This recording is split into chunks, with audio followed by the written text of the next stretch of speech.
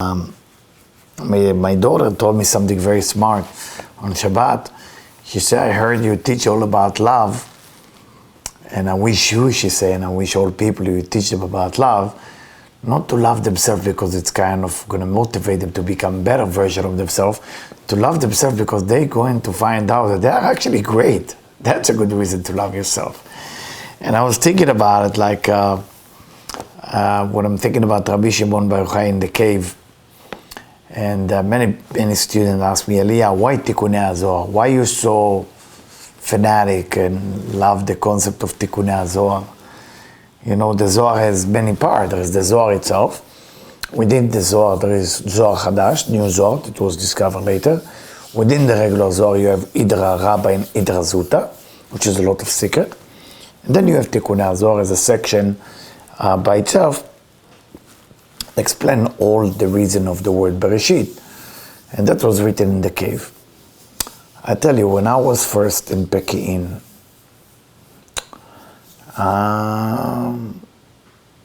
it was magical. I was there with one of my teachers, and I made a promise to myself. And the promise was, like, be a spiritual leader so I can share this knowledge with all people I can. That's a promise I made. So I want really to share that energy I feel right now, right here in Pekin. And it was a feeling like Garden of Eden. It was a feeling of Mount Sinai, together like a mix. I didn't know what it was. But when you love yourself, when you get to that level of fulfillment, you want to share, you can't help it. So sharing, hopefully I wish for you that sharing will not become part of the right thing you should be doing.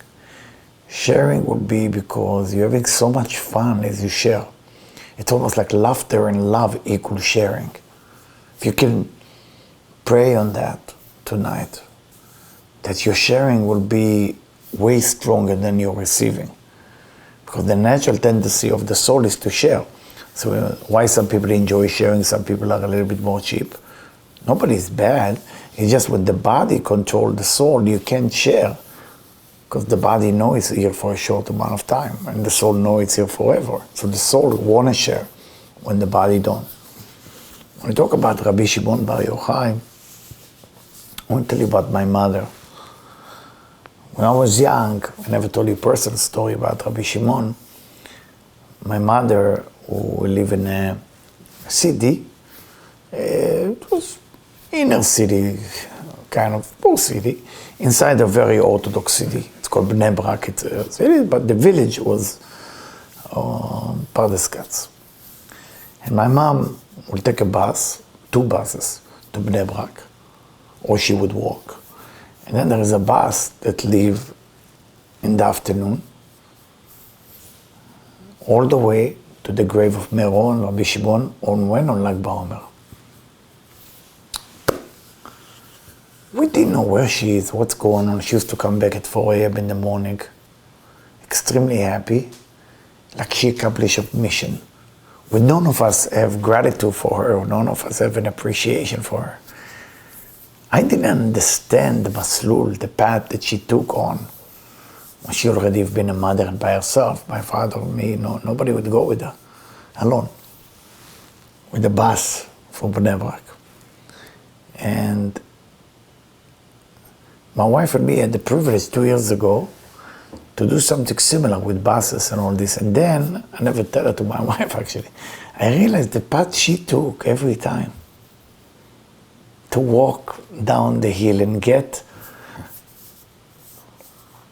to all these places in her age. It was very tough. And every time she came, I didn't even think I would be teaching Zohar or understand. So the merit, I'm giving it to my mom. Because as she always, when she go to Rabbi Shimon, just to pray that her family will become more spiritual. We're not into spirituality. And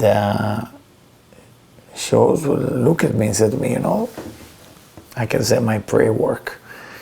And I said to her, what make you go to Rabbi Shimon? Why Rabbi Shimon? And she say that when they arrived to Israel, my grandfather and my grandmother took her with them there. Sometimes you don't know how much you affect your generation to come. What you gotta do, connect it to something real, to something solid. When you connect them to the Tikkunei Zohar, to the Zohar, to Rabbi Shimon Bar Yochai, it's for life. It's for life. Wherever they're gonna go, when things not gonna go right, you go back to Rabbi Shimon Bar Yochai.